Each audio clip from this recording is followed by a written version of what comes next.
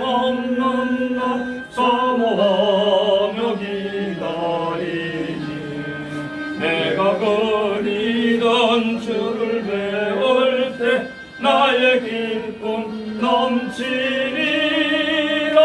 열린 천국문 내가 들어가 세상 짐을 내려놓고 빛난 멸류관 받아 쓰고서 저와 함께 가으리.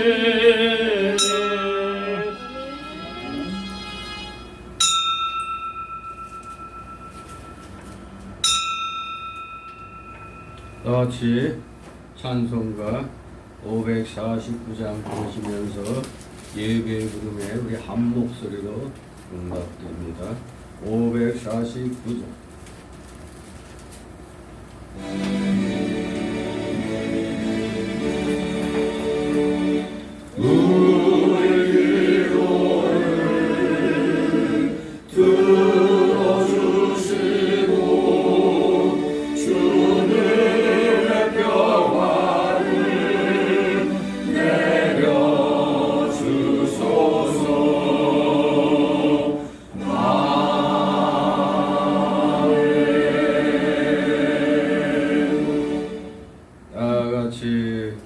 묵도 드립니다.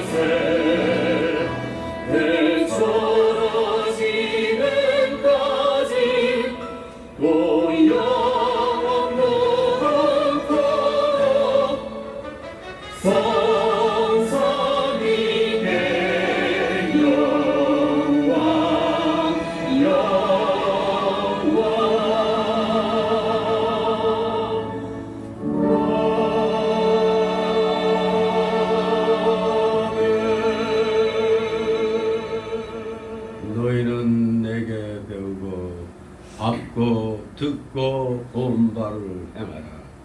그리하면 평강의 하나님이 너희와 함께 계시리라. 다같이 일어나셔서 찬송가 547장 하나님 앞에 올립니다. 547장.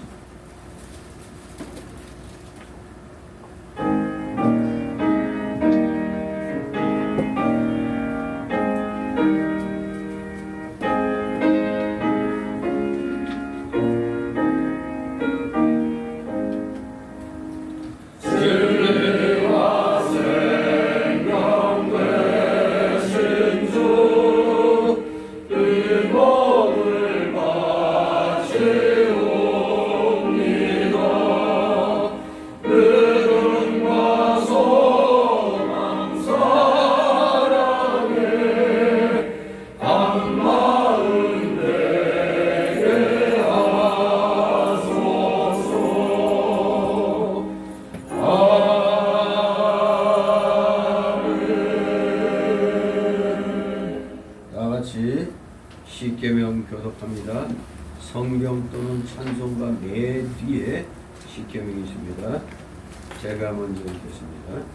제1은 너는 나 외에는 다른 신들을 네게 있게 말지니라. 제2는 너를 위하여 새기는 상을 만들지 말고 또 위로 올리는 것이나 아래로 향하는 것이나 땅 아래 물속에 있는 것에 아무런 상관이 만들지 말며 그것들에게 절하지 말며 그것들을 섬기지 말라. 제3은 너는 너희 하나님 여호와의 이름을 망령되이 일컫지 말라. 제4는 한시를 기억하여 거룩히 지키라. 제5는 네 부모를 공경하라. 제6은 살인하지 말지니라. 제7은 가루하지 말지니라. 제8은 도둑질하지 말지니라. 제9는 네 이웃에 대하여 거짓 증거하지 말지니라. 제10은 내 이웃의 죄를 탐내지 말지니라. 아멘. 나같이 사도신경으로 신앙고백 이렇게 부릅니다.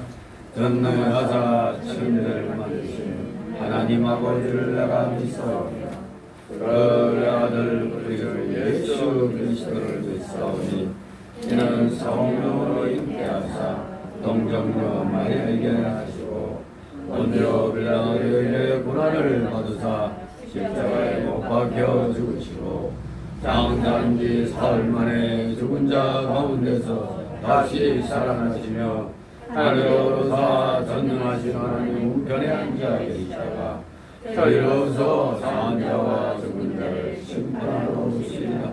성령을 믿사오며 거룩한 우리와 성도가 서로 교통하는 것과 죄를 사하여 주시는 것과 몸이 다시 사는 것과 영원히 사는 것을 믿사옵니다. 아멘. 같이 찬송가 1장 찬송가 1장 하나님 앞에 옵니다.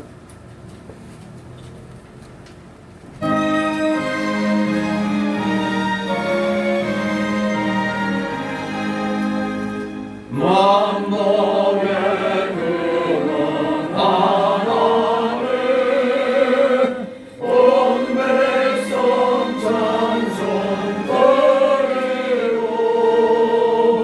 서천사여 찬송하신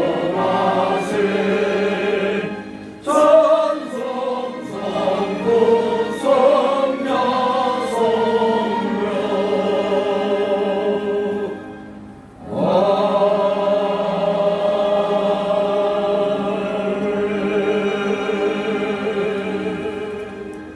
성녀 하나님 말씀 받습니다. 주일 오전에 주시는 말씀 구약성경 여호수아 24장 오전에는 24장 1절에서 18절까지 말씀 보도록 합니다. 제가 봉독해 올립니다. 여호수아 24장 1절에서 18절 제가 봉독해 올립니다. 여호수아가 이스라엘 모든 지파를 세겜에 모으고 이스라엘 장로들과 그 두령들과 재판장들과 유사들을 부르매 그들이 하나님 앞에 보인지라. 여호수아가 모든 백성에게 이르되 이스라엘 하나님 여호와의 말씀에 옛적에 너희 조상들 곧 아브라함의 아비 나홀의 아비 데라가 강 저편에 가여 다른 신들을 섬겼으나 내가 너희 조상 아브라함을 강 저편에서 이끌어내어 가나안으로 인도하여 온 땅을 두루 행하게 하고 그 씨를 번성케 하려고 그에게 이삭을 주었고 이삭에게는 야곱과 에서를 주었으며 에서에게는 세일산을 소유로 주었으나 야곱과 그 자손들은 애굽으로 내려갔으므로 내가 모세와 아론을 보내었고 또 애굽에 재앙을 내렸나니 곧 내가 그 가운데 행한 것과 같고 그 후에 너희를 인도하여 내었었노라. 내가 너희 열조를 애굽에서 인도하여 내어 바다에 이르게 한즉 애굽 사람이 병과 마병을 거느리고 너희 열조를 홍해까지 따르므로 너희 열조가 나 여호와께 부르짖기로 내가 너희와 애굽 사람 사이에 흑암을 두고 바다를 이끌어 그들을 덮었었나니 내가 애굽에서 행한 일을 너희가 목도하였으며 또 너희가 여러 날을 광야에 거하였었느니라. 내가 또 너희를 인도하여 요단 저편에 가는 아모리 사람의 땅으로 들어가게 하며 그들이 너희와 싸우기로 내가 그들을 너희 손에 붙이며 너희가 그 땅을 점령하였고 나는 그들을 너희 앞에서 멸절시켰으며 때에 모압 십볼의 아들 발락이 일어나 이스라엘을 대적하여 사람을 보내어 볼의 아들 발람을 불러다가 너희를 조직케 하려 하였으나 내가 발람을 듣기를 원치 아니한 고로 그가 오히려 너희에게 축복하였고 나는 너희를 그 손에서 건져내었으며 너희가 요단을 건너 여리고에 이른즉 여리고 사람과 아모리 사람과 브리스 사람과 가나안 사람과 헷 사람과 기르가스 사람과 히리 사람과 여부스 사람들이 너희와 싸우기로 내가 그들을 너희의 손에 붙였으며 내가 왕모를 너희 앞에 보내어 그 아모리 사람의 두 왕을 너희 앞에서 쫓아내게 하였나니 너희 칼로나 너희 활로나 이같이 한 것이 아니니 내가 또 너희의 수고하지 아니한 땅과 너희가 건축지 아니한 성읍을 너희에게 주었더니 너희가 그 가운데 거하며 너희가 또 자기의 심지 아니한 포도원과 감람원의 과실을 먹는다 하셨느니라. 그러므로 이제는 여호와를 경외하며 성실과 진정으로 그를 섬길 것이라. 너희의 열조가 강저편과 애굽에서 섬기던 신들을 제하여 버리고 여호와만 섬기라. 만일 여호와를 섬기는 것이 너희에게 좋지 않게 보이거든 너희 열조가 강저편에서 섬기던 신이든지 혹 너희의 거하는 땅 아무리 사람의 신이든지 너희 섬길 자를 오늘날 택하라. 오직 나와 내 집은 여호와를 섬기겠노라. 백성이 대답하여 가로되 여호와를 버리고 다른 신들 섬기는 일을 우리가 결단코 하지 아니하오리니 이는 우리 하나님 여호와 그가 우리와 우리 열조를 인도하여 애굽 땅 종 되었던 집에서 나오게 하시고 우리 목전에서 그 큰 이적들을 행하시고 우리가 행한 모든 길에서 우리의 지난 모든 백성 중에서 우리를 보호하셨으니며 다같이 18절 여호와께서 또 모든 백성 또 이 땅에 거하는 아무리 사람을 우리 앞에서 쫓아내셨습니다. 그러므로 우리도 여호와를 섬기리니 그는 우리 하나님이심이니이다. 아멘. 모두 제자리에 앉아주시기 바랍니다. 이 시간 하나님 앞에 기도합니다. 이 세상 역사를 주권주장하시는 전지전능하시며 거룩하신 하나님 아버지, 오늘도 사랑하시는 자들이 마음의 갈급함과 참으로 그 간절한 가난한 마음으로 오늘 귀한 주일, 특별히 호국 보훈의 달로 이 나라가 정한 이 6월달에 첫 번째 주일, 이렇게 주님의 은혜에 감사드림으로 은근각처에서 이렇게 주님께 나와 경배드리게 하시니 그 놀라우신 사랑과 은혜 주님 만만 감사를 드려옵나이다. 주님의 십자가 대속의 사랑이 아니었더라면 우리는 영원한 지옥 자식이 되었을 터인데 우리 구주 예수 그리스도의 놀라우신 십자가 대속의 사랑으로 우리 모두 천국 백성 하나님 자녀 되었사오니 우리 모두 거듭남으로 구원받았사오니 이제 구원받은 자다운 그러한 삶을 살기로 다짐하고 결심하면서 이렇게 또 귀한 주의 날을 맞이하였나이다. 항상 말씀대로 순종하면서 말씀 안에 거하면서 또 말씀이 지시하신 대로 우리가 지켜 행하여 나가야 되겠는데 아직 우리가 구원받았다고는 하지만 우리 속에는 옛사람의 그 속성들이 너무나 많이 남아있습니다. 완악성과 부패성과 죄악성과 연약성이 아직도 우리를 참으로 잘못된 길로 이끌려고 거듭난 영의 인도를 뿌리치며 육신에 가는 대로 가고자 하는 그 못돼 먹은 그 옛사람의 행동을 시시때때로 또 행하려고 합니다. 이럴 때마다 우리가 철저히 말씀으로 무장하고 이 옛사람의 속성을 쳐서 복종시켜야만이 우리의 영의 인격이 참으로 거듭난 사람으로 주님의 자녀다운 그런 올바른 의로운 길을 가게 되는 줄 믿습니다. 참으로 대사도 바울도 오라 나는 공고한 자로다. 날마다 옛사람과 새사람이 내 속에서 싸운다고 고백을 했습니다. 하물며 우리들은 말할 것도 없습니다. 날마다 시간마다 이 옛사람과 싸우느라고 많이들 피곤하고 지쳐갑니다.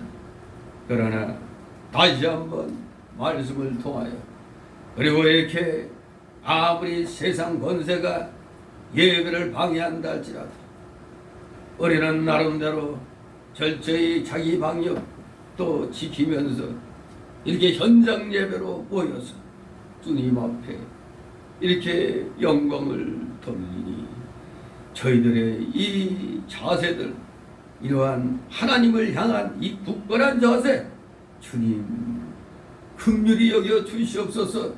저희들은 너무나 부족합니다. 잠시 잠깐의 환난에도 금세 무너집니다.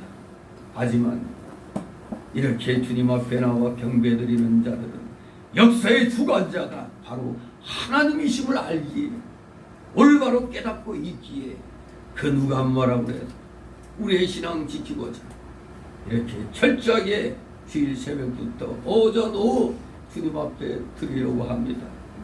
이들의 중심을 기억하여 주시옵소서. 사랑과 은혜가 충만하신 하나님 아버지, 우리 사랑하시는 자녀들, 세상의 흐름을 우리는 거부해야 되는 줄 압니다. 세상 사람들은 대세를 따라가야 된다고 합니다. 또 오늘날 우리 민주주의의 원칙은 또 다수결의 원칙입니다. 그러다 보니 자칫 잘못하면 잘못된 다수결의 원칙을 따라가는 수가 있습니다. 그렇게 되면 전체주의, 독재주의로 빠지게 됩니다. 오늘날 이 대한민국이 피로 세운 이 나라를 빼앗기고 또 하나님의 은혜 가운데 연합군들을 통하여 이렇게 해방이 되어 대한민국을 기독교 정신으로 건국하게 하여 주셨는데, 또 악한 유물론주의자들이 전쟁을 일으킴으로 6.25라는 참으로 민족의 비극의 그 동족상잔의 전쟁이 있었습니다.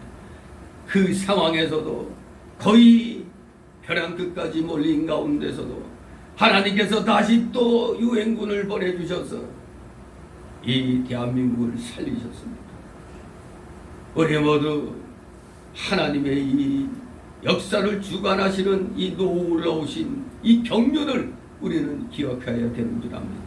우리가 잘나서 나라가 발전하고 나라가 지켜지는 게 아니라 하나님께서 우리를 주권 주장하여 주셔서 우리가 순종함으로 말씀 안에 거할 때 놀라운 은혜를 베풀어 주심으로 우리가 오늘날에 참으로 세계 최빈국 중에 하나에서 그래도 또 세계 10위권의 나라로 도약하게 되었는 줄 압니다. 이 은혜를 잊는다면 짐승관도 못한 참으로 그러한 존재가 되는 줄 믿습니다. 모두가 지금 잘 먹고 잘 살다 보니까 하나님의 은혜는 다 잃어버린 것 같습니다.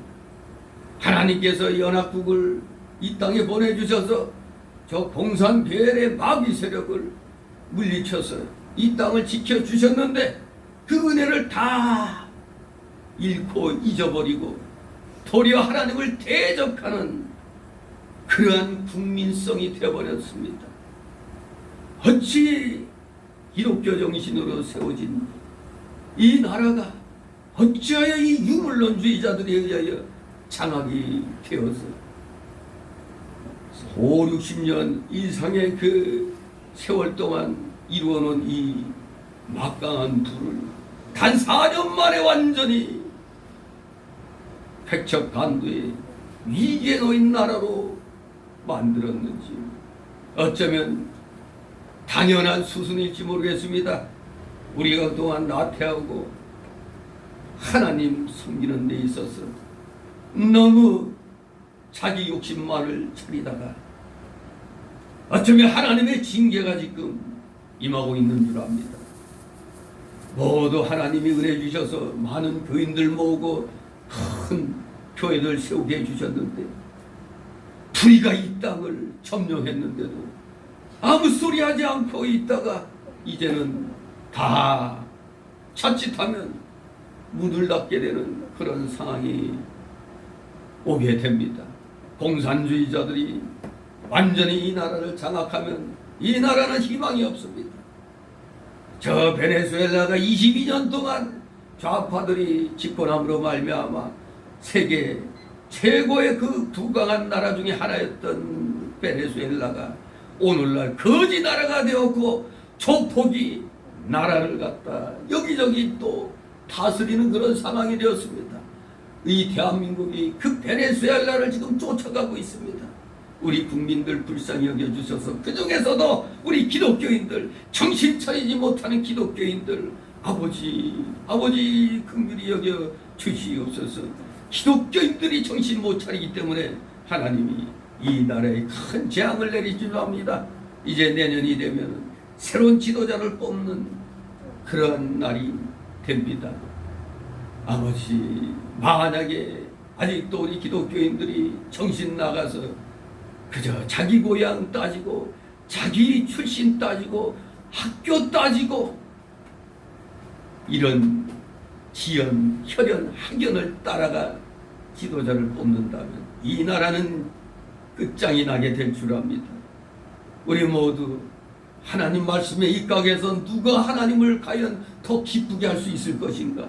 우리의 기준은 누가 더 한 걸음 더 하나님께 가까이 나오고 있는가? 그것이 우리의 선택의 기준인 줄 알고 우리 사랑하시는 자녀들 지금부터라도 철저히 자신이 지연, 혈연, 학연 따라 결정했던 것들 철저히 회개하고 우리 정말 하나님이 세우신 지켜주신 이 대한민국을 지켜나가는데 우리 기독교인 그 중에서도 우리 예수님 믿는 나부터 하나님이 기뻐하시는 자로 분명하게 자기 위치 설정하여 자기 위치를 지켜야 되는 줄 압니다. 사랑하시는 자녀들에게 지혜를 주시고 청명을 주시고 명철을 주셔서 더욱더 어떻게 하면 하나님을 잘 섬길까, 하나님께 어떻게 더 영광을 돌릴까 하는 일에 최선을 다하는 진실로 구원받은 자로서의 올바른 길을 가는 올바른 생각을 하는 그래야 이 올바른 삶을 사는 우리 모두 되게 하여 주시옵소서. 감사드립니다. 사랑하시는 자녀들 오늘도 여러가지 또 사연을 남고 주님 앞에 나온 줄 압니다. 이 시간 여러가지 사연들 다 주님 앞에 내려놓게 없어서 내려놓고 맡기는 것이 진정한 믿음의 실력인 줄 알고 철저하게 주님 앞에 맡기는 삶이 온전히 생활화되도록 우리 성도들 주님께서 은혜 충만케 하여 주시옵소서. 감사드립니다.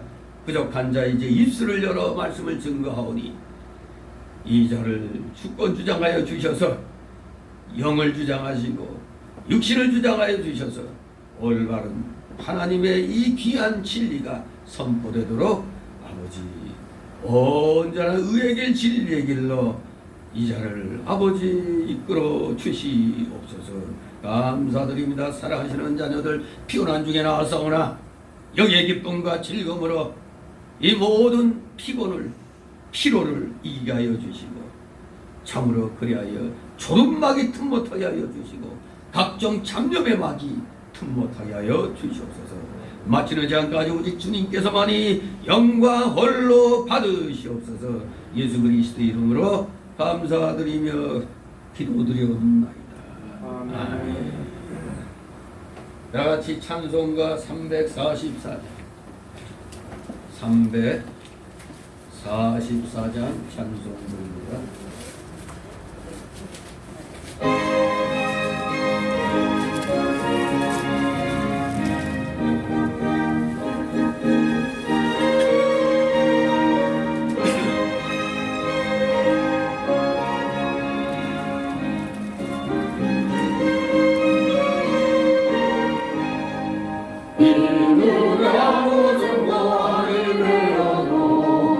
믿음만을 가지고 서는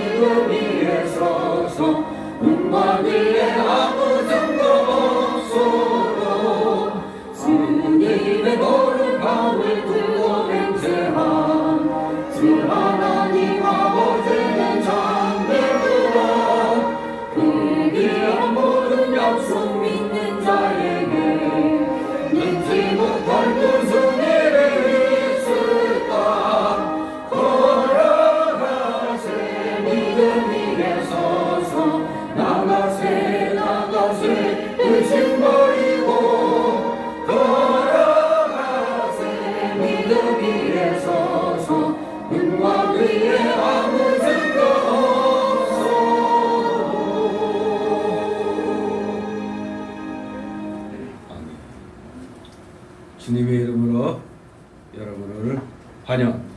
아멘. 오늘 제목은 우리 기독교인이라면 당연한 그런 말씀입니다. 제목이 뭡니까? 여호와만 섬기라. 아멘. 이 24장의 내용은 언약의 갱신과 함께 이제 이스라엘에 걸출한 지도자 여호수아의 그 죽음을 말씀하고 있는 장입니다.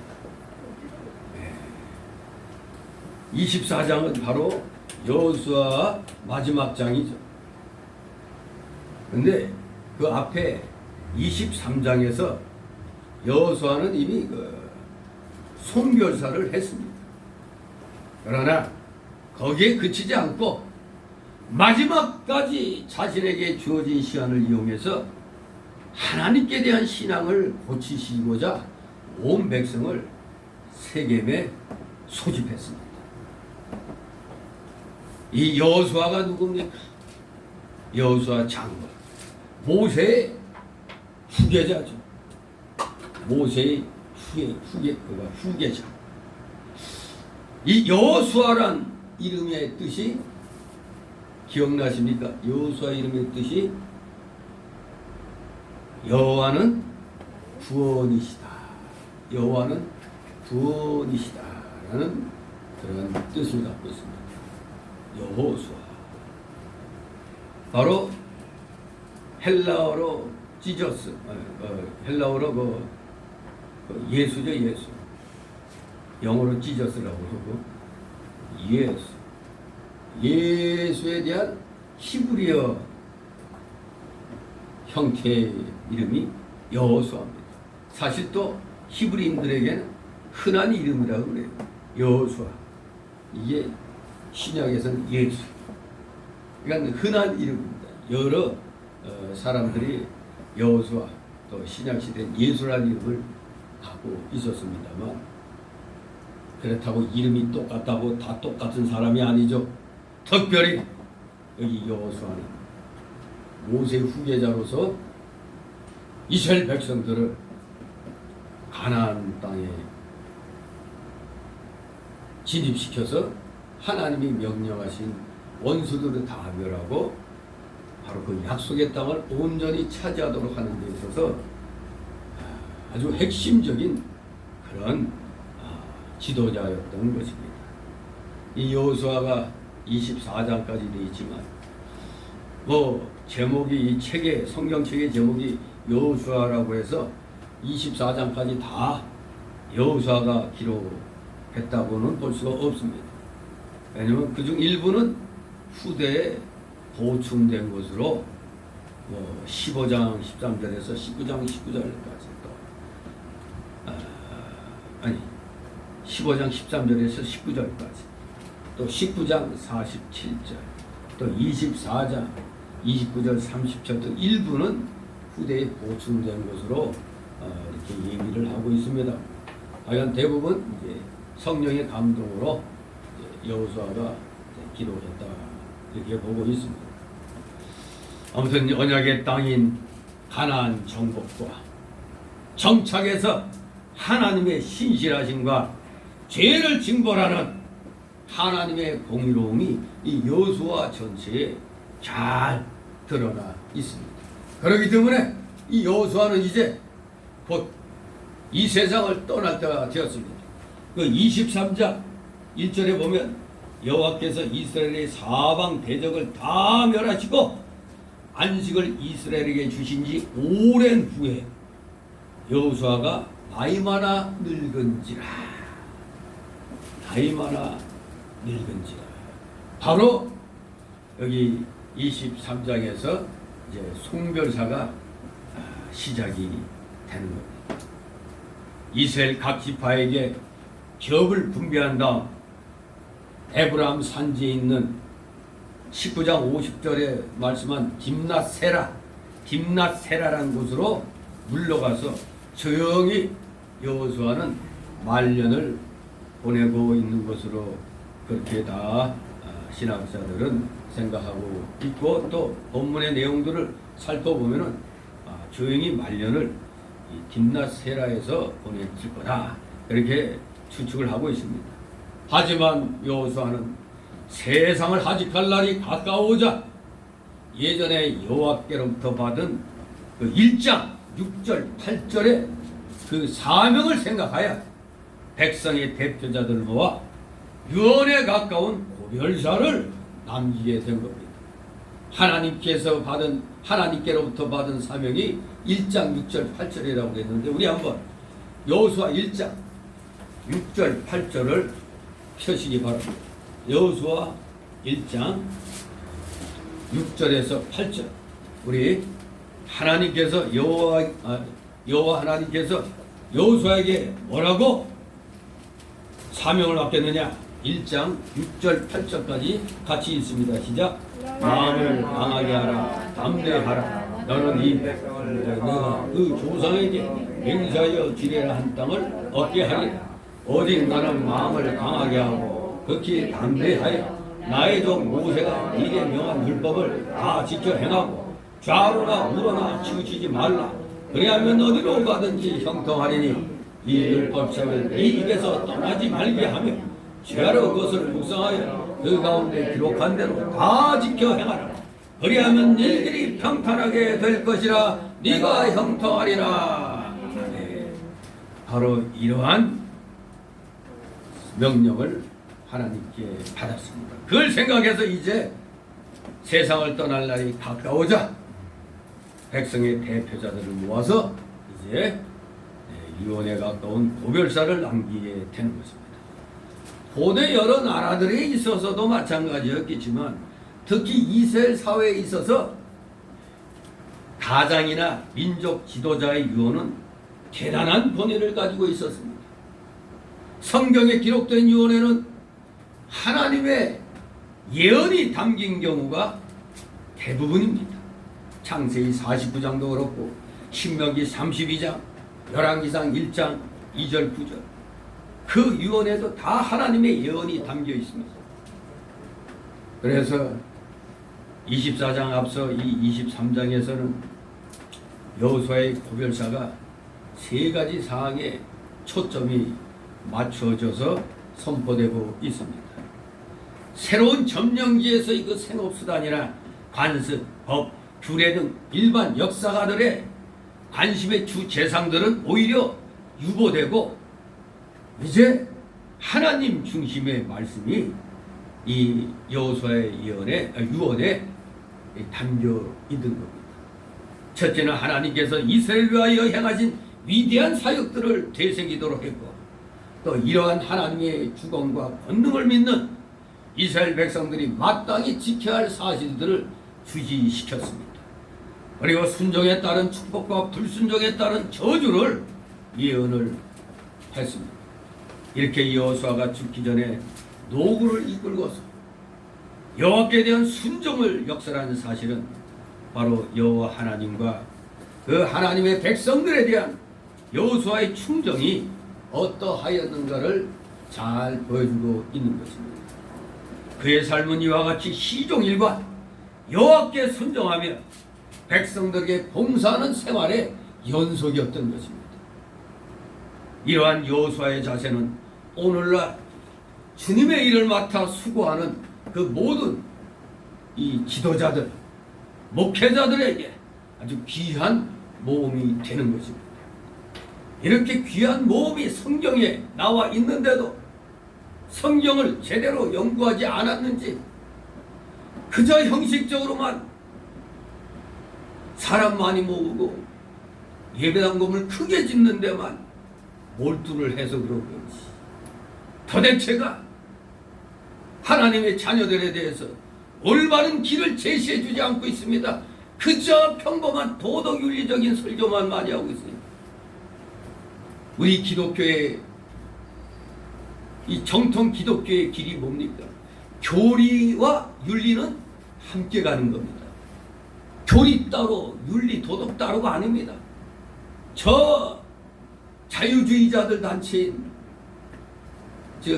한국 기독교 교회 협의회에 소속된 그 자유주의 교회들은 성경 따로, 즉 교리 따로, 도덕 윤리 따로입니다. 그러나 우리 정통 기독교는 성경 말씀을 아는 대로 그대로 생활해서 실천하기 때문에 우리 정통 기독교는 교리와 즉 성경 말씀과 도덕 윤리가 같이 가는 겁니다. 그래서 올바른 믿음 생활하는 사람들은 도덕적으로도 윤리적으로도 사람들에게 본이 되는 것입니다. 그런데 꼭 보면은 성경 말씀과는 다르게 인본주의로 가는 사람들이 더 점잖아 보이고 인격적으로 보이고 세상 사람들에게 인기가 있습니다.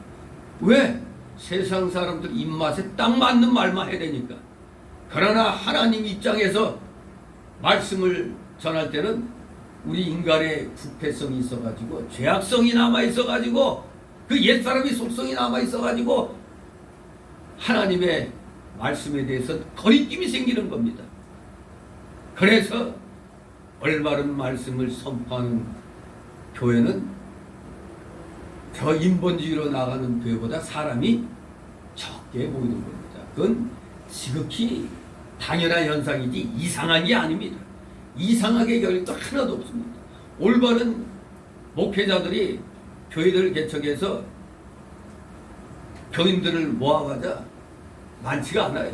그래도 그런 목사들이 많이 배출돼 가지고 조금씩이라도 자기 교회에서 올바르게 말씀 가르친다면 그것이 더 큰 것입니다. 그저 그냥 왕창 모아가지고 맨날 곡타령 해대고 예배당만 크게 짓는다고 오늘 우리 대한민국의 현실에서 그들이 이 나라와 이 민족으로 해서 지금 제대로 한 게 뭐가 있습니까? 불의에 아부하고 말이야. 도리어 올바르게 나가는 올바른 소리하는 목회자들 뒤에서 그냥 욕이나 해대고 말이야.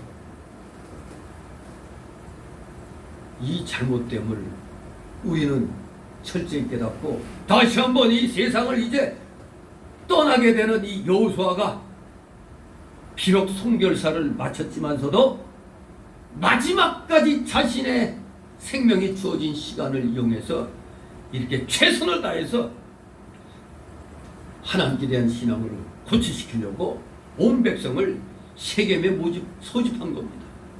왜 세겜에 소집했을까요? 여러 지역도 많은데 이것은 이 세겜이라는 지역이 이스라엘 나라 지도를 놓고 보면 에발산과 그리심산 중간에 있는 오늘날의 그 텔-엘 발라타라는 지역에 해당된다고 합니다. 텔-엘 발라타. 여호수아가 이곳을 언약 갱신의 장소로 선택한 이유는 이 세겜이 족장시대 이후 성스러운 곳으로 여겨졌기 때문입니다. 창세기 12장 7절 8절에도 누가 그곳에서 하나님께 제사 드렸어요? 단을 쌓았어요. 누구예요? 바로 아브라함. 창세기 12장 7절 8절 그리고 33장 20절에도 세겜에 아주 이 세겜에서 하나님께 단을 쌓고 이렇게 경배를 드린 곳이기 때문에 이 족장시대 이후부터는 이 세겜이라는 지역이 성스러운 곳으로 여겨졌던 것입니다. 그래서 이 세겜으로 이스라엘 백성들을 대표들을 소집한 겁니다. 그래서 오늘 24장 본문의 내용은 좀 전에 말씀드린 그 23장의 내용에 비해서 내용과 비교해 본다면 더욱더 엄숙하고 단호한 호소로 이루어져 있습니다. 23장의 그 고별사, 그 송별사보다 엄숙하고 단호한 호소로 이루어져 있고 그리고 또 온 백성들의 반응 또한 한결같이 진지하고 강렬함을 느끼게 됩니다. 첫째, 먼저 여호수아는 하나님의 직접적인 대언자로서의 일장 연설을 시작했습니다. 그 연설 내용은 아브라함의 소명으로부터 시작하여 가나안 여러 족속들을 진멸하기까지 이스라엘의 역사를 회고하는 것이었습니다. 이스라엘의 역사를 회고한다.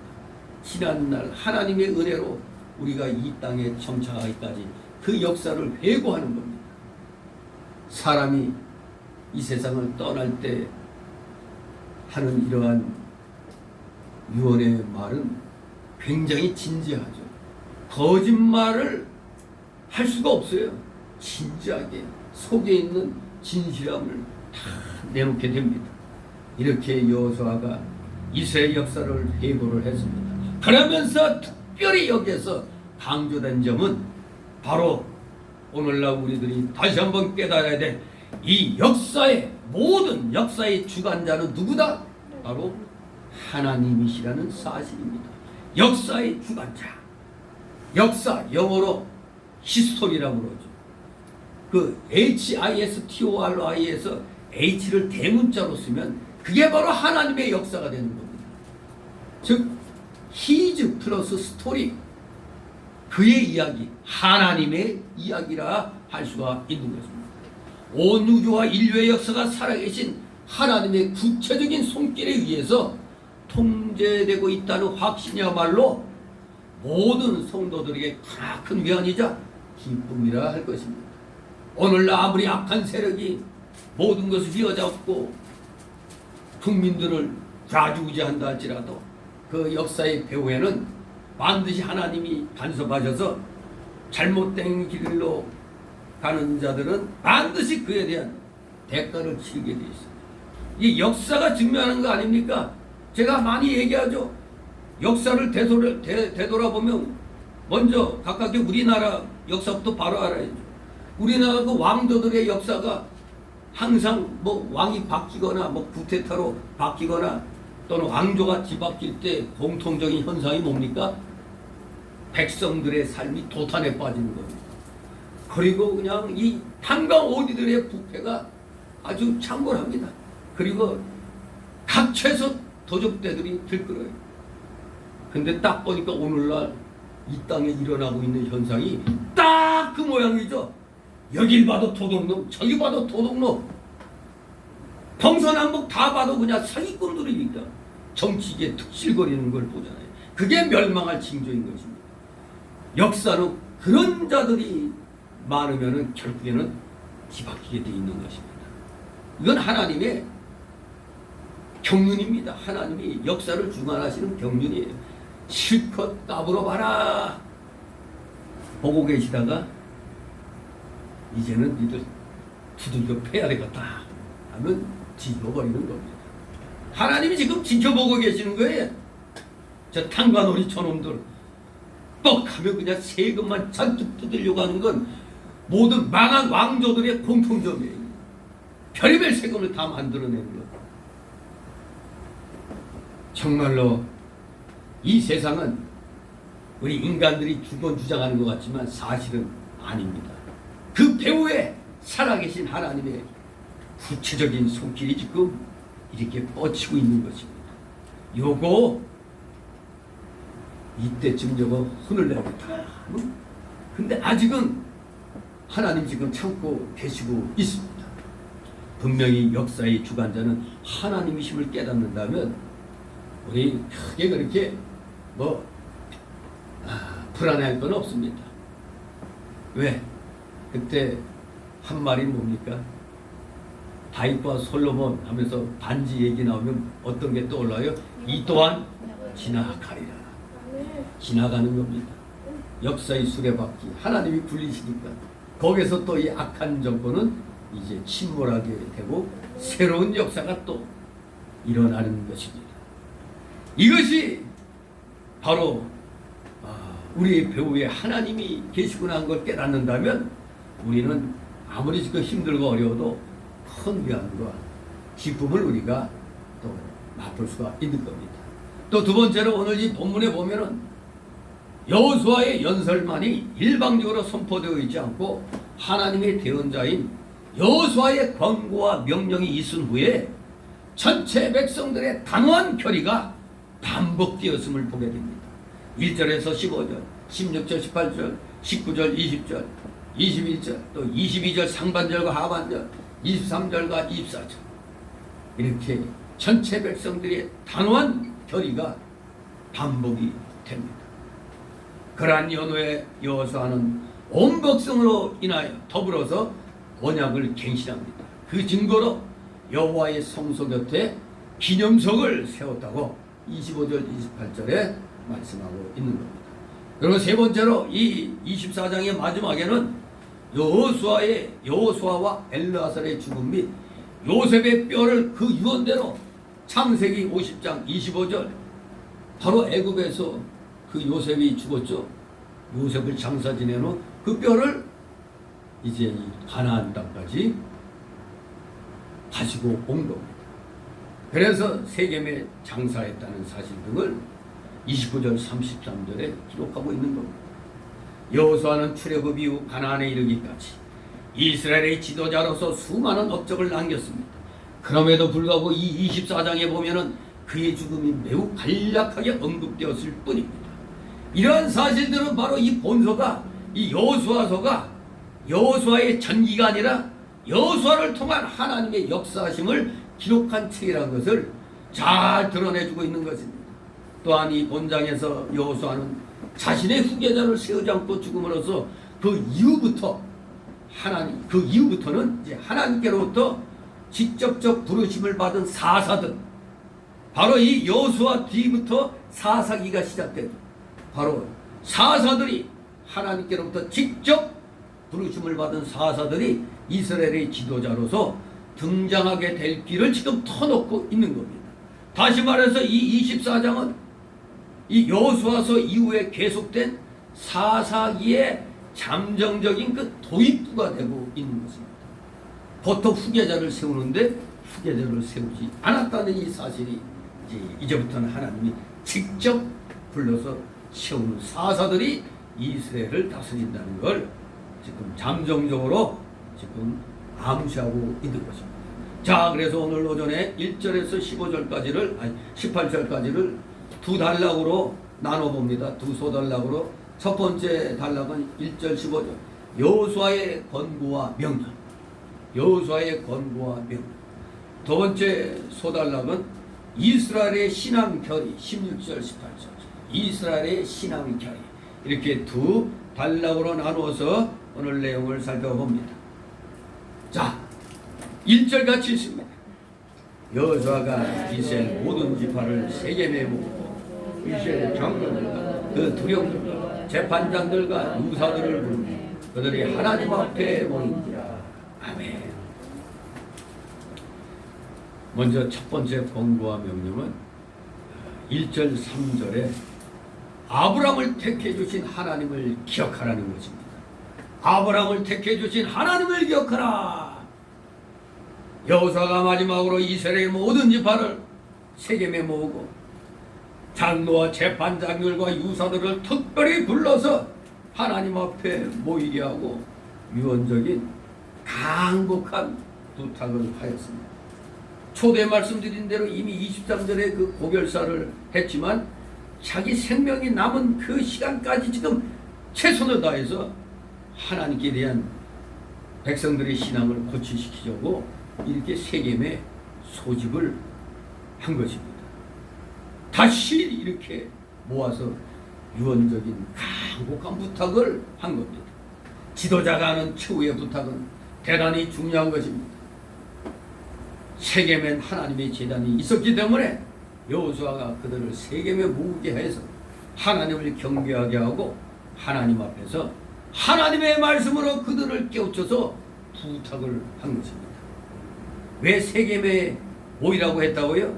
세겜은 족장시대 이후부터 성스러운 것으로 여겨져 왔기 때문에 바로 또 하나님의 제단이 세겜에 있었기 때문에 그들을 세겜으로 모이게 해서 하나님을 경배하게 하고 그들에게 또 귀한 깨우침의 유언적인 부탁을 또 하는 겁니다. 2절 3절에 있습니다. 여호수아가 모든 백성에게 이스라엘 하나님 여호와의 말씀에 옛적에 너희 조상들 그 아브라함의 아비 나홀의 아비 데라가 강 저편에 거하여 다른 신들을 섬겼으나 내가 너희 조상 아브라함을 강 저편에서 이끌어내어 가나안으로 인도하여 온 땅을 두루 행하게 하고 그 씨를 번성케 하려고 그에게 이삭을 줬고. 아멘. 여호수아는 모든 백성에게 최후로 하나님의 말씀을 전해 주었습니다. 바로 아브라함의 아버지 데라가 유브라데강 건너편 갈대아 우르에 살면서 우상을 섬겼다고 했습니다. 그러나 하나님께서 데라와 아브라함을 그곳에서 불러내어 하나님의 백성이 되게 하시고 아브라함을 가나안 땅으로 인도하였으며 그 자손은 번성케 해주시기로 약속하시고 아들 이삭을 주었음을 지금 말씀하고 있는 겁니다. 바로 여기 회고하는 그 내용이 뭡니까? 이스라엘 하나님 여호와의 말씀에 옛적에 너희 조상들 아브라함의 아비 나홀의 아비 데라가 강 저편에 가여 다른 신들을 섬겼다고 하는 이 말씀, 하나님의 은총에 대한 실제적인 증거로서 하나님이 바로 아브라함을 우상 숭배자들로부터 불러내신 일이 먼저 지금 제시되어 있죠. 옛 이스라엘의 열조는 강 저편 알테아 우르에서 살았고 그 이후 메소포타미아의 하란에서 거하였다고 창세기 11장 28절 31절에 증명하고 있습니다. 그래서 이 2절에서 데라의 세 아들 중 아브라함과 나홀만이 언급되었다는 것은 바로 장자 하란이 일찍 죽었기 때문으로 창세기 11장 26절 28절을 통해서 우리가 알 수 있겠습니다. 장자 하란이 일찍 죽었으니까 여기에 바로 세 아들 가운데 아브라함과 나홀만이 언급된 거 아닙니까? 살아있다면 하란과 아브라함과 나홀이 언급됐을 텐데 하란이 빠졌잖아요. 그리고 데라의 가족이 섬겼던 다른 신들이란 그 당시 그 메소포타미아 사람들이 보편적으로 숭배했던 월신, 달신 말이죠. 달신을 가리킵니다. 백기문들이 말하는 달림이 아니고 이 저 하늘의 달, 월신 숭배, 월신이 바로 그 당시 메소포타미아의 사람들이 신이었습니다. 이와 같이 믿음의 조상으로 숭배받는 아브라함 역시 애초에는 여타의 이방 족속들과 마찬가지로 우상 숭배자였습니다. 바로 우리들도 예수님 믿기 전에 뭐였습니까? 우리들도 예수님 믿기 전에 우리 한민족 뭐 옛날부터 여러 가지 그 많이 믿어왔죠. 미신에다가 불교에다가 뭐 별거 다 믿었잖아요. 우리도 예수님 믿기 전까지는 다 우상 숭배자들이었습니다. 아무것도 안 믿어 무교야 해도 그것도 역시 아무것도 안 믿어 하는 거 역시가 바로 그게 그것도 하나의 종교죠. 아무것도 안 믿어. 무교도 종교예요. 대신 아무것도 안 믿는다지만 물질은 믿죠. 물질이 힘이다. 돈이 힘이다. 그거 믿잖아요. 또 권력을 믿잖아요.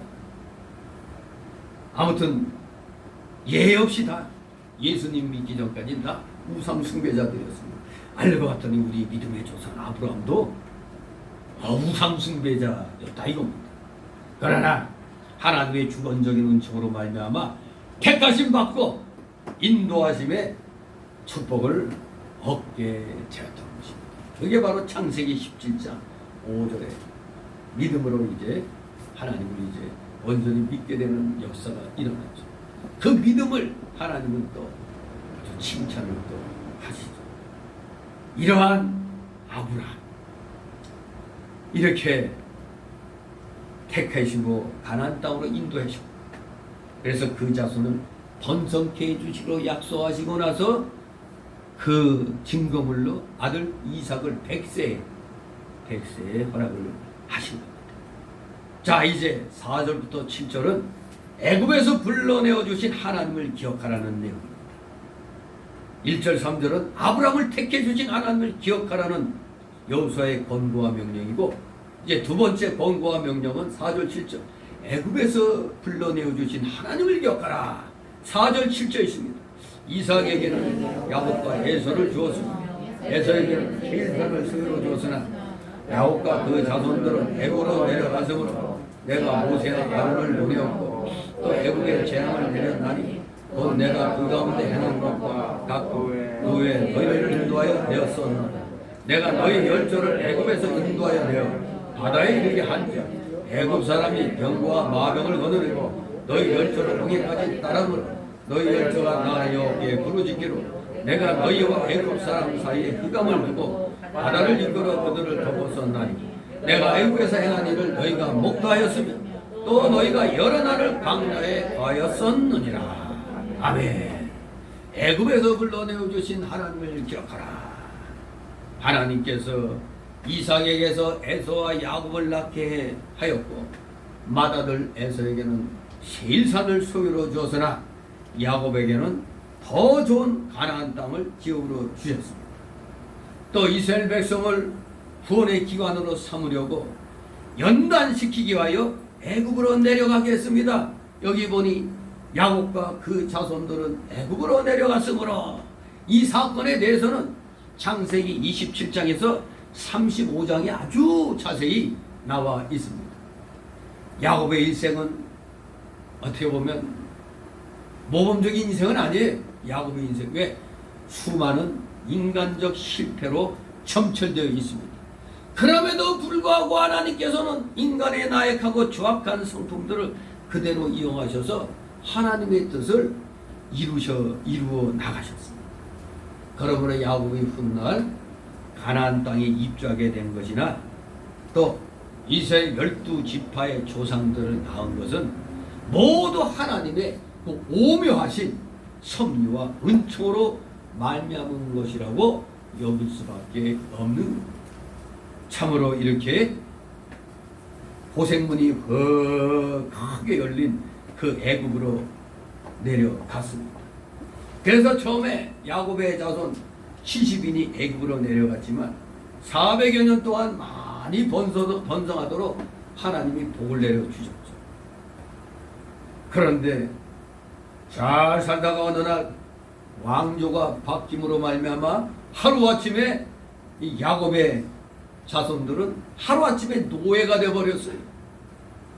귀족 대우 받으면서 그 총리의 그런 이제 자손이 돼가지고, 총리가 누가 총리였다고요? 요셉이 총리가 되어서 그 아버지와 그 자기 형제들을 다 애굽으로 불러들여서 기근을 다 명쾌하고 그리고 아주 잘 살게 했잖아요. 그런데 세월이 흘러 왕조가 뒤바뀌는 바람에 졸지에 그냥 대우받던 귀족 계급에서 노예 계급으로 전락을 했던 겁니다. 그래서 하나님께 살려달라고 그렇게 눈물의 강구들을 많이 했지만 하나님은 400여 년이 찰 때까지 기다리고 계셨던 거예요.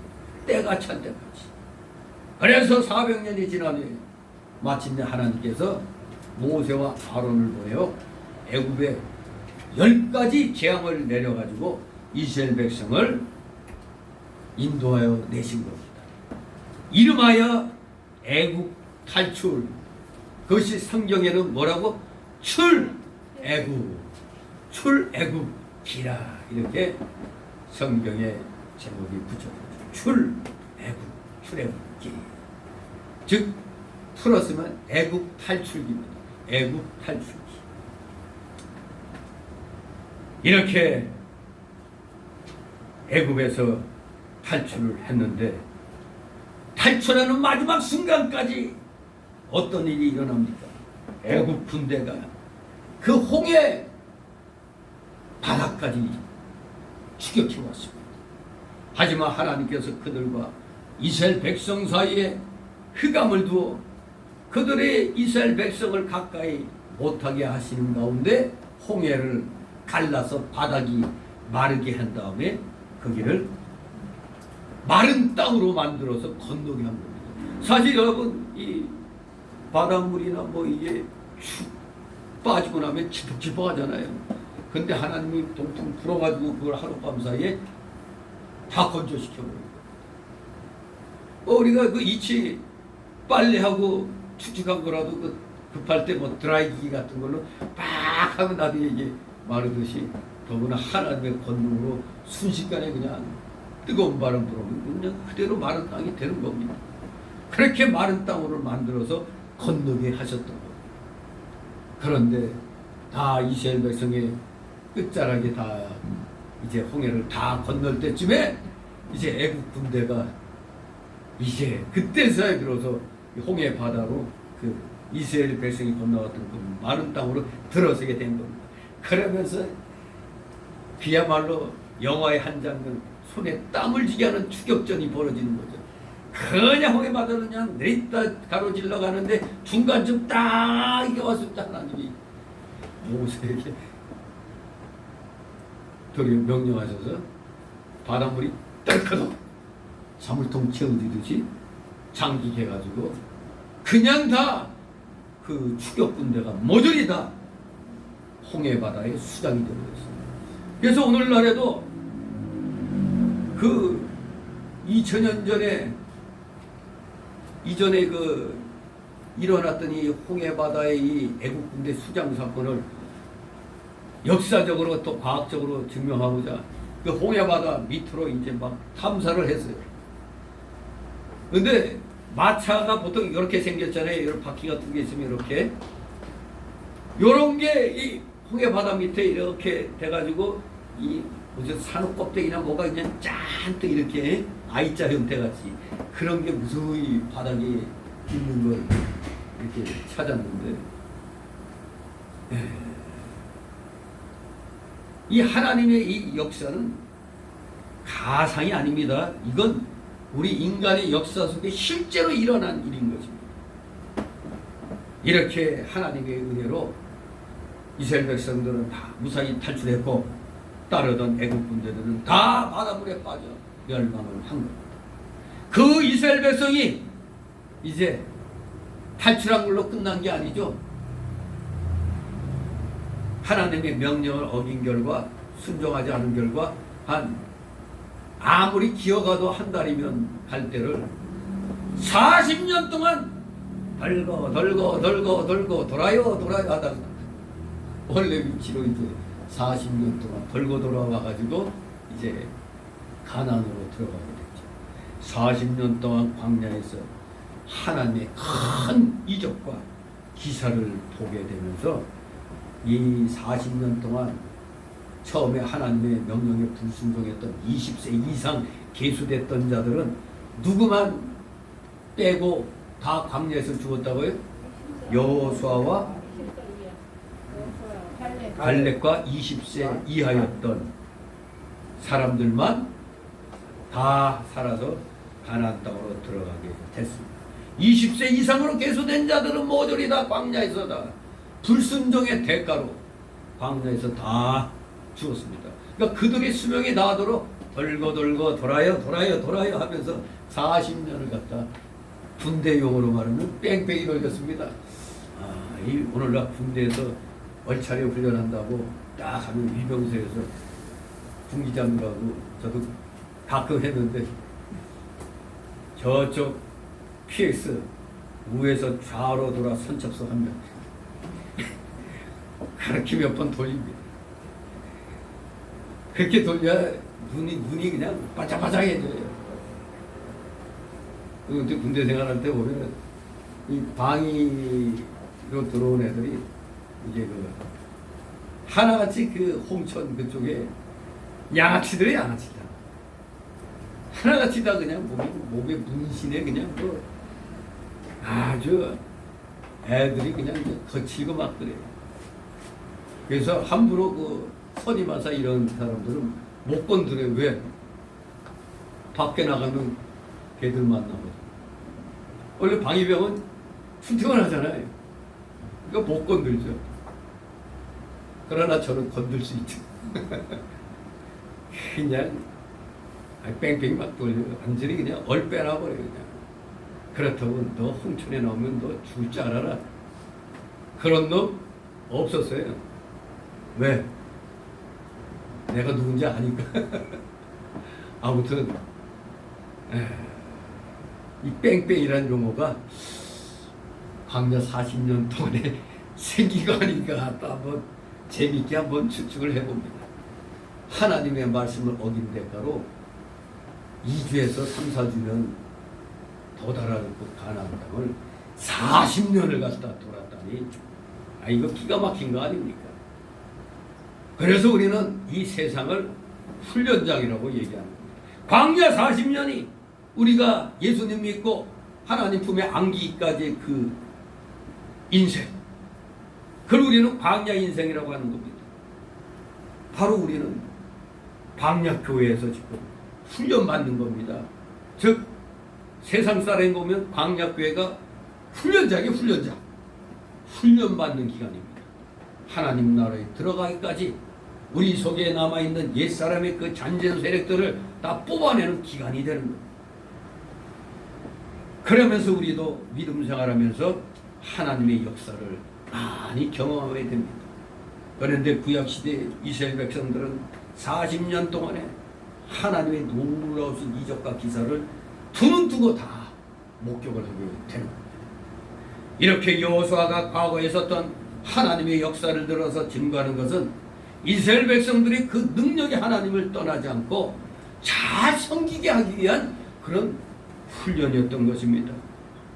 너희들이 지난날에 이러한 삶을 겪은 것은 하나님께서 너희가 하나님 떠나지 않고 잘 섬기라고 그렇게 역사하신 거라는 걸 지금 이렇게 역사를 들어서 증거합니다. 우리 기독교의 역사는 실질적인 우리 인간들의 삶의 역사지 어디서 허구가 꾸며낸 그런 역사가 아닌 겁니다.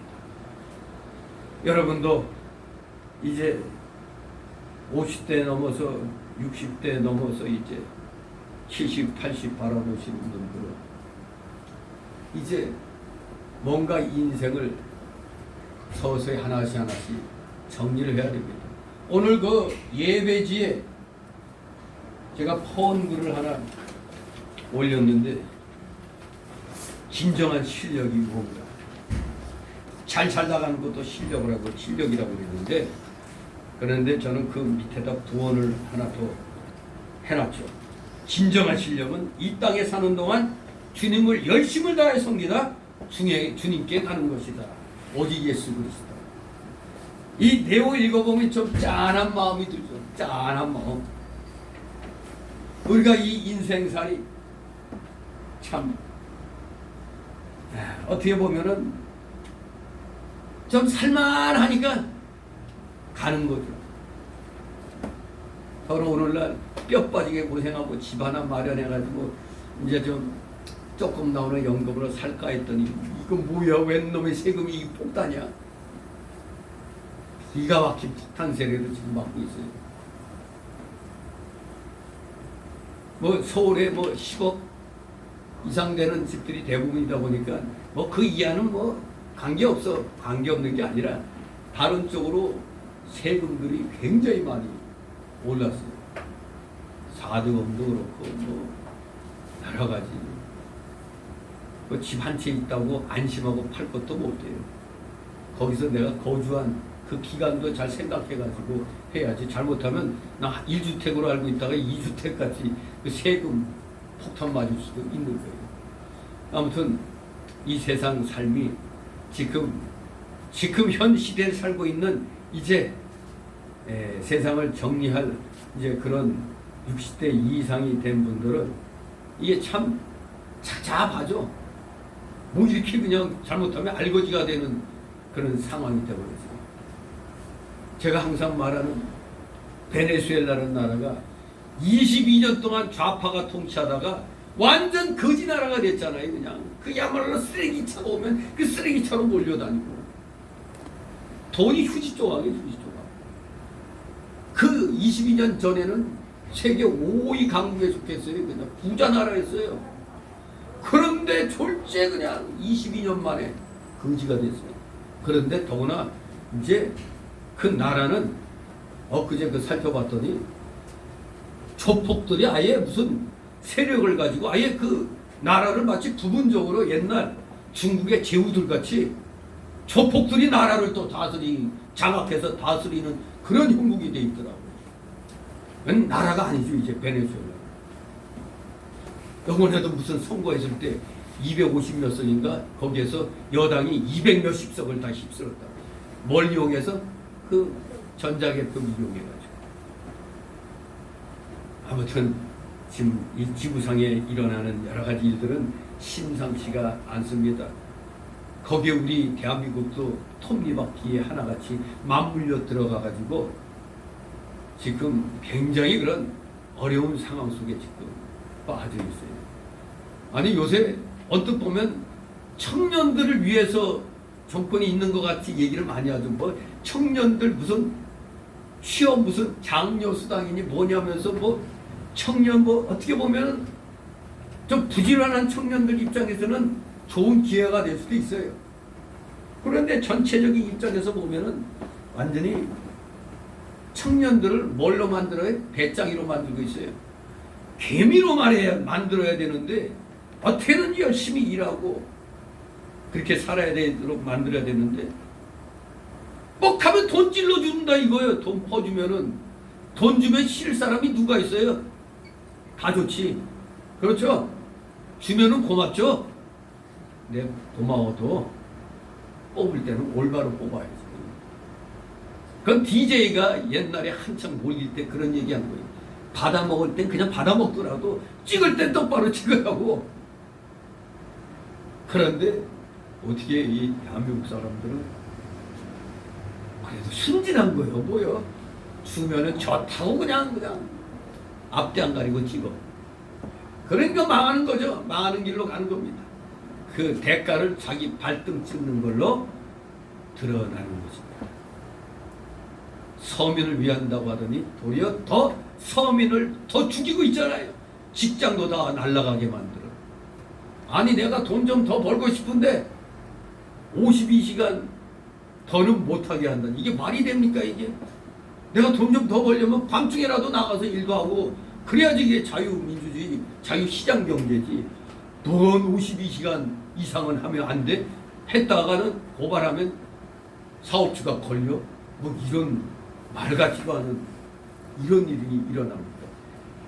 그리고 그 어떤 세상의 경제학자들도 이런 무슨 놈의 소득주도 성장에는 이게 어디 있냐고 말 같지 않은 그건 머리가 아니고 그런 머리는 뭐라고요?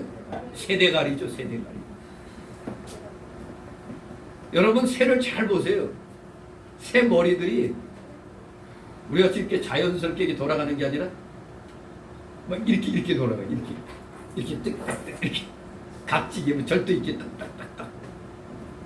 그러니까 생각하는 게 없다는 겁니다. 그냥 본능적으로 우리 편만 잘 살면 돼 하지만 나중에는 자기 편도 다 가난하게 만드는 게 바로 전 세계에서 실패한 공산주의 국가의 현실 아닙니까? 그런데도 사회주의 국가 건설한다고 생전 경험해보지 못한 새로운 나라를 경험시키겠다고 참 헛소리 하다가 이제는 평생 감옥에서 썩어 죽을 날만 이제 남은 겁니다. 왜? 죄 없는 대통령, 그것도 여자 대통령 선동해서 쫓아내고 지금 4년 동안 감옥에 넣고 지금 좀 안 좋은 소식이 들리죠. 몸무게가 30kg 정도밖에 안 나간대요. 몸이 뭐 여러 가지로 아프고 뭐 굉장히 좀 상태가 안 좋다고 그러는데 이놈들은 뭐가 두려운지 내놓을 생각을 안 하고 있어요. 캥기지. 혹시 또 풀어주면 박근혜를 중심으로 해서 또 그냥 또 뭔가 파괴적인 어떤 게 생길까봐 이제 그런 건데 이게 뭐든지 죄 지은 자들은 거짓말로 뭐 한 자들은 스스로 그냥 놀래죠. 길 가다가 저쪽에서 경찰에게 오면은 자기 잡으러 오는 것도 아닌데 그냥 뜨끔해가지고 옆으로 그냥 빠지고 눈도 못 마주치고 그냥 얼른 그냥 막 본능적으로 피하는 그런 게 있습니다. 지금 우리의 현실이 지금 가나안 땅에서 하나님의 은혜로 잘 먹고 잘 살게 된다고 하다가 이제 사사기로 넘어가면은 그야말로 이제 피눈물 흘리는 그러한 상황이 옵니다. 바로 그것을 선지자로서 지도자로서 여호수아가 내다보고 있기 때문에 어떻게든지 하나님 말씀으로 하나님 중심으로 철저히 살아가도록 이렇게 마지막 생명이 다하는 순간까지 하나님을 기억하고 섬기라고 지금 이렇게 교훈을 하고 있는 것입니다. 끝까지 잘 섬기라는 겁니다. 지난날 하나님이 베풀어 주신 은혜를 생각해서 잘 섬기라는 겁니다. 이제 세 번째로 하나님을 기억하라고 하는 것이 이제 8절 말씀인데, 요단강 동쪽 왕들을 멸해 주신 하나님을 기억하라고 여호수아가 권면하고 명령합니다. 8절이 있습니다. 내가 또 너희를 인도하여 유다 중간에 거하는 아모리 사람의 땅으로 들어가게 하네. 그들이 너희와 싸우기로 내가 그들을 너희 손에 붙이니 너희가 그 땅을 점령하였고 나는 그들을 너희 앞에서 멸절시켰으며. 아멘. 이스라엘 백성이 요단강 동편에 있는 아모리 사람과 싸울 때에도 하나님께서 아모리 사람들을 멸절시키고 그 땅을 이스라엘이 점령하게 해주셨습니다. 전쟁을 주관하시는 분이 바로 하나님이신 겁니다. 이 아모리 사람이나 이 이스라엘 백성들이 온다는 소리 듣고 이 모든 여러 그 이방 민족들이 방어를 하려고 이렇게 볼 때 어떻게 보면 이스라엘 민족은 좀 오합지졸로 볼 수도 있어요. 왜냐면 항상 그들은 성막 중심으로 해가지고 동서남북으로 그 12지파가 3개 지파씩 해서 4개 부대로 나뉘어가지고 쭉 이렇게 전진해 오잖아요. 그러다 보면은 나중에 아무래도 힘들고 어렵고 이런 사람들은 이제 뒤에 좀 처지게 되거든요. 그러다 보니까 이 적의 입장에서 보면은 별거 아닌 것처럼 보일 수가 있는 겁니다. 그리고 또 이스라엘 민족은 사실 싸움을 그렇게 경험한 민족이 아니잖아요. 그냥 노예 생활하다가 그냥 일반 국민들 뭐 철저하게 무슨 창검술 연습하고 이거 하고 그렇게 고도의 군사훈련을 받은 그런 백성이 아니잖아요.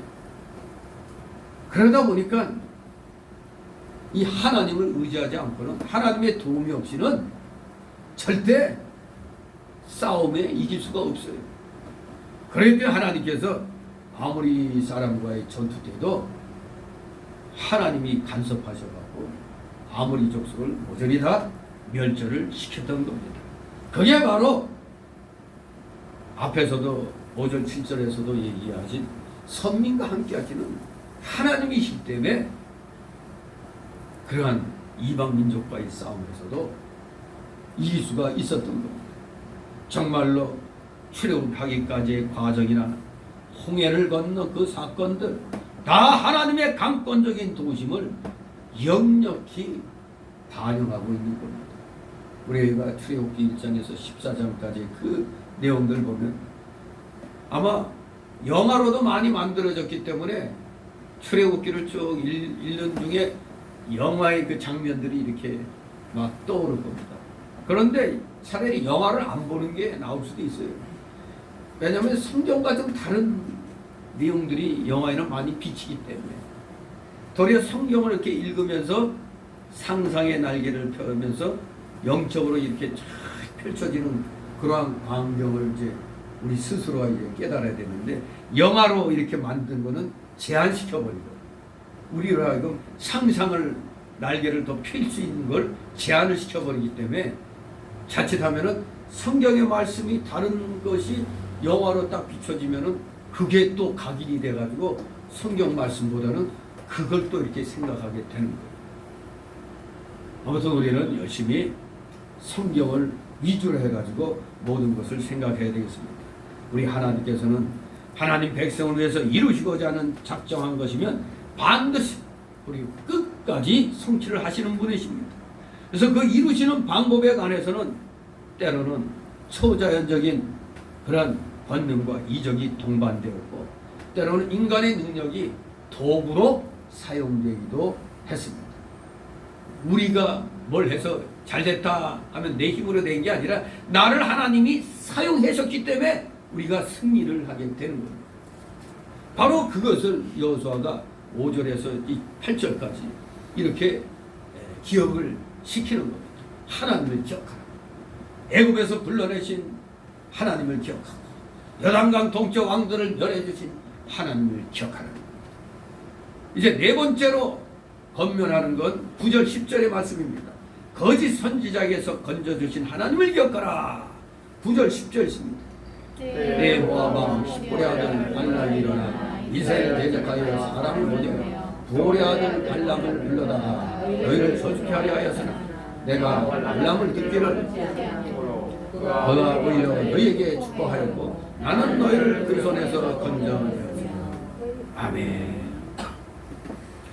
이 여호수아가 여기에서 발람을 언급한 것은 이 사실 주목 우리가 해야만 하겠습니다. 왜냐하면 이 발람에 관한 기사는 우리가 지난주에 민수기 22장을 통해서 살펴봤죠. 22장하고 24장까지 이제 발람에 관한 기사인데 이 발람에 관한 기사는 두 가지 면에서 큰 교훈을 시사하고 있기 때문에 여호수아가 성령의 감동으로 아마 여기서 언급한 것으로 보입니다.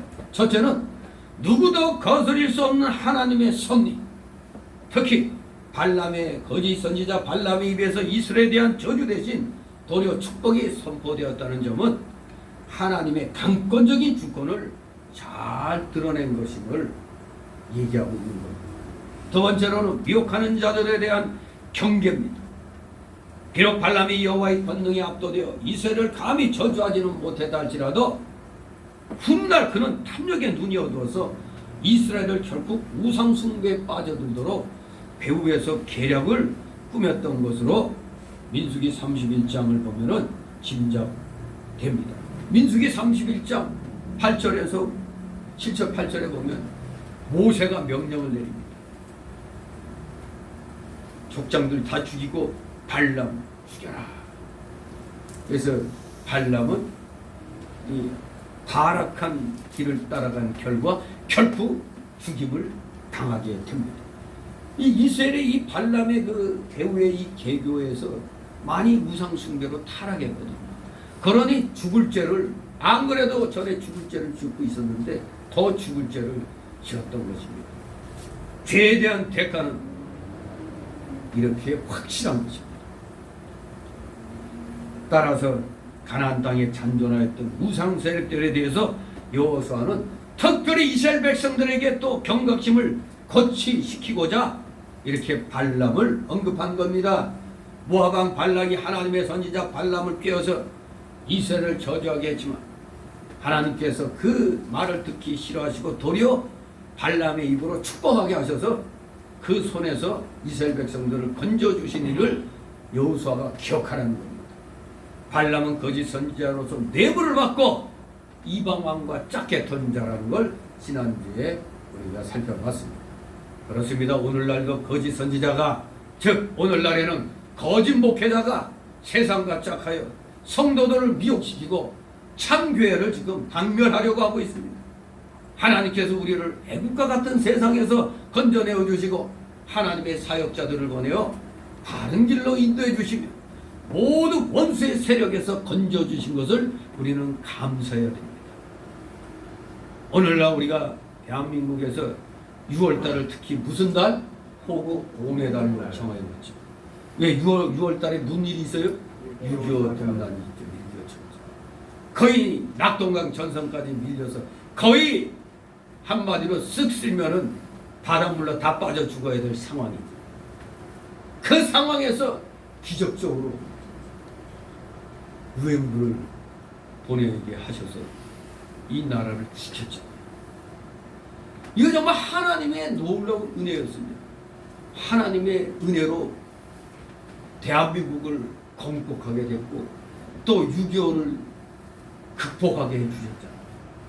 그런데 이것을 다 잊어버리고 이 나라를 구해준 나라, 특히 그 주된 1등 국가인 미국을 지금 쳐내려고 지금 아주 모략과 괴략을 지금 꾸미고 있잖아요. 미국이 아니었으면 오늘날 우리 대한민국 없었어요.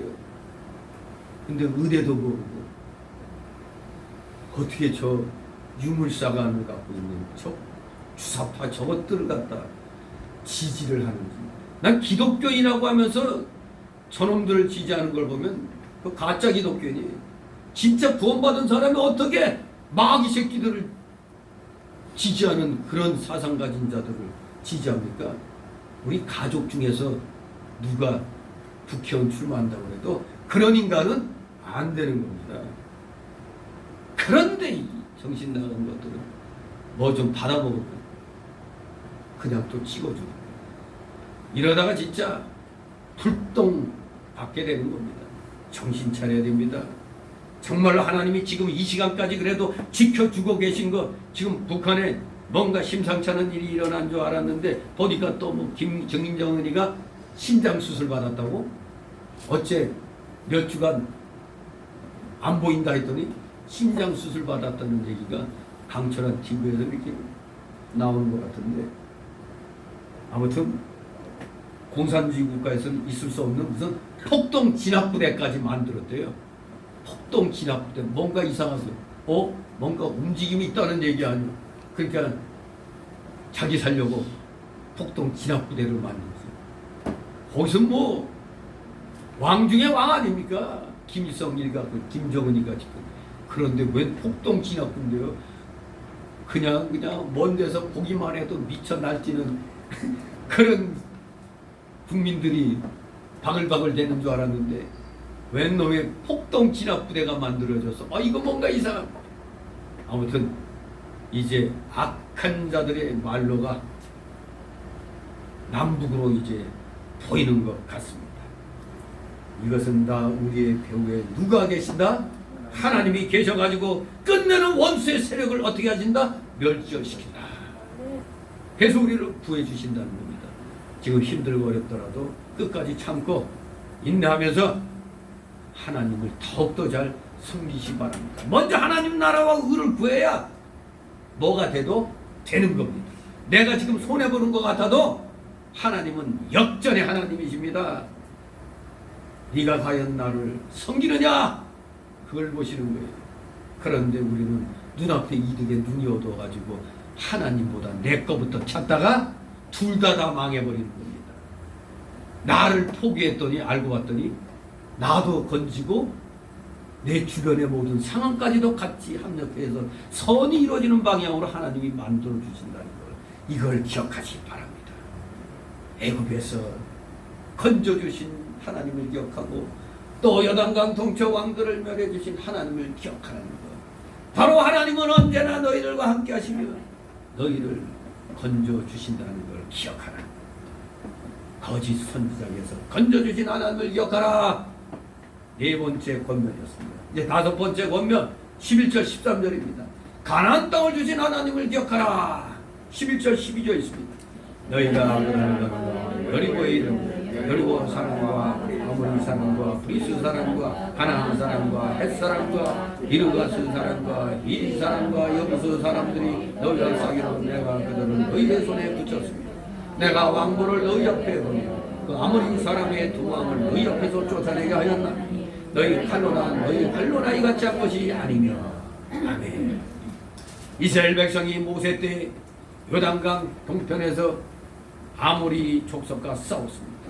그때 하나님께서 왕보를 보내어 그 두 왕, 저 헤스본 왕 시온과 바산 왕 옥을 쫓아내 주신 것을 늘 기억하라는 겁니다.